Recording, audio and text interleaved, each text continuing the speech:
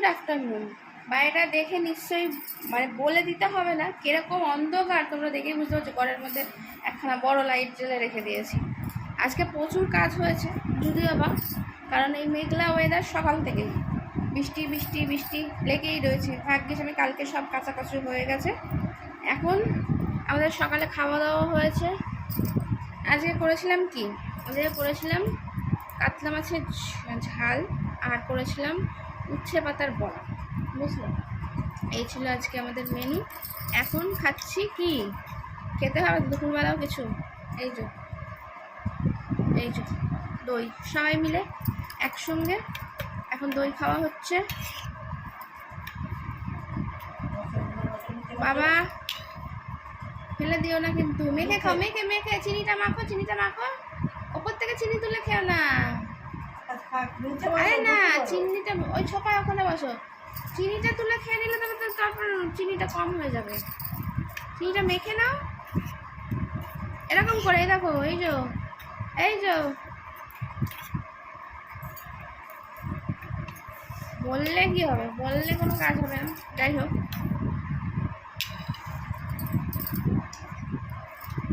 আর এই বর্ষার মধ্যে আমার এত বড় একখানা বুড়ো ছেলে, আর কি বলবো, ঘরে হিসি করে করে বাড়াচ্ছে।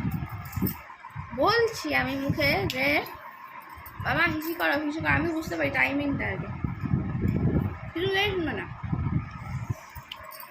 দইটা কিন্তু খুব ভালো হয়েছে না, একটু টক টক কিছু নেই, টক দই রে। দেখো আমি তো চিনি দিই না, অনেকে টক দই পাতার সময় চিনি দেয়, আমি তো চিনি ফিনি দিই না।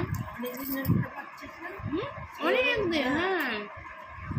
আর দইয়ের যে কী বলে এটাকে, দই যে কী বলে রাখে এটাকে,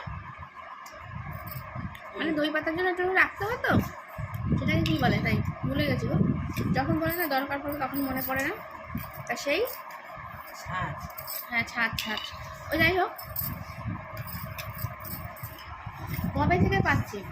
অন্য সময় আমি দেখেছি অনেক সময় টক হয়ে যায়, কিন্তু এটা একদম টকই হচ্ছে না কোনো, মানে এতদিন ধরে পাচ্ছি টক হচ্ছে না।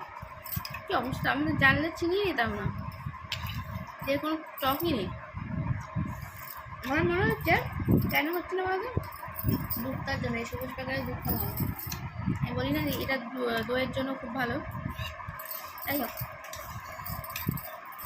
খেয়েছি হলো 12টার সময়, 12টার সময় না, খেয়েছি হলো 12:30 না তখন, ও 1:30, হ্যাঁ 1:30টার সময় খেয়েছি। কারণ 12টার সময় তো আমার বুড়ো ছেলে কীর্তি ঘটিয়ে রেখে দিয়েছে, সেইগুলো পরিষ্কার করে তারপরে দুটো বাথরুম সব ধোয়া টোয়া সব করলাম, বাথরুম ধুলাম, ঘর হাত দিয়ে মুছলাম।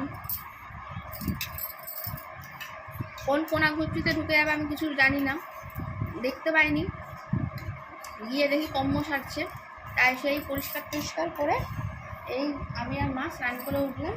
তো বৃষ্টি তো টিপ চলেই যাচ্ছে, পড়েই যাচ্ছে, এর কোনো মানে শেষ নেই। আজকে কাজবাজ প্রচুর করেছি, বলছি না মোছামুছি করেছি, কিন্তু তোমাদের সঙ্গে একটা কিছু শেয়ার করিনি তো। এক একটা দিন থাকে এমন দেখবে ঠিক মানে মনে হয় যেন কোনো জুত লাগে না, মনে হয় যেন ইচ্ছা করছে না। তো কাজ করছি, কিন্তু ওই যে ভিডিওটা আবার ফোনটা খুলে রাখবো সেটাই আমার ইচ্ছা ছিল না আজকে। যাই হোক চলো, এক দিন এরকম মনে হয়, এক দিন একটু প্রবলেম হয়ে যায়। প্রবলেম বলতে ওই ইচ্ছা করলো না, আর কিছু না। আজকে প্রচুর ব্লগ বানানোর মানে প্রচুর ছিল, কারণ আজকে রান্না করেছি, যেগুলো রান্না করেছি তোমাকে বললাম অত কিছু না, কিন্তু যেটা সাধারণ রান্না সেটাই করেছি। যদিও তোমরা শর্ট ভিডিও পেয়ে যাবে সকালবেলা, মানে শর্ট ভিডিওটা তোমাদের দিয়ে দেবো দেখে নাও। আর এই কাজবাজের ভিডিও আর ছাড়িনি। মা তারপরে রান্নাঘর পরিষ্কার করলো, বাসন টাসন মাজিয়ে দিল, আমি যেহেতু বাথরুম টাথরুম ঘর দোর মোছামুছি ওসব করেছি।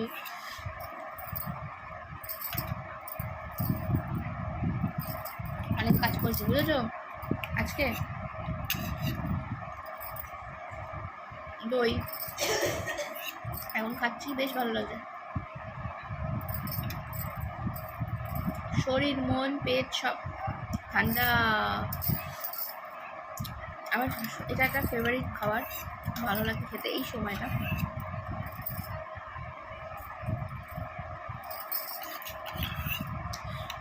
আমার আশা করি দই খেতে সবাই ভালোবাসে। আর যদি বাড়িতে ঘরে পাতা এরকম সুন্দর দই হয়, সেটা আমার নিজের হাতে। আগে সত্যি কথা বলতে যখন মা এই দই ঠই পাতা সব কিছুই মাই করতো, কিন্তু মাকে দেখেই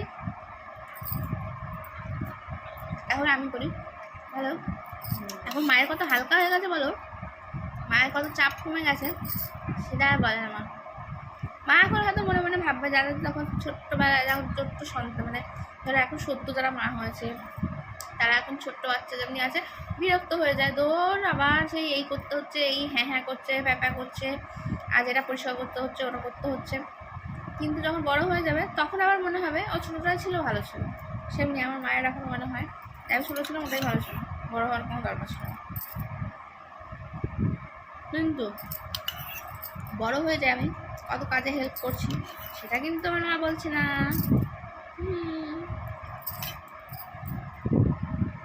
সবসময় আমি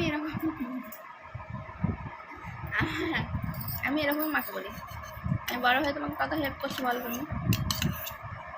এখন মার যদি কোনো সময় মনে হয় যে আজকে রান্না করতে পারছি না, শরীরটা ভালো লাগছে না, আমি করে দিচ্ছি, তাহলে বলো ভালো নয় কি, সুবিধা হয়েছে কি হয়নি? কিন্তু মা সেটা মানবে না, মা সেই ছোট্টবেলার কথা মনে রেখেছে।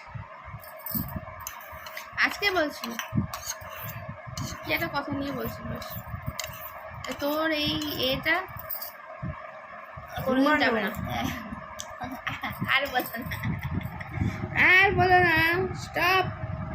আমার মান সম্মান প্রেস্টিজ হ্যাম্পার হয়ে যাবে, একদম নয়, বুঝলে?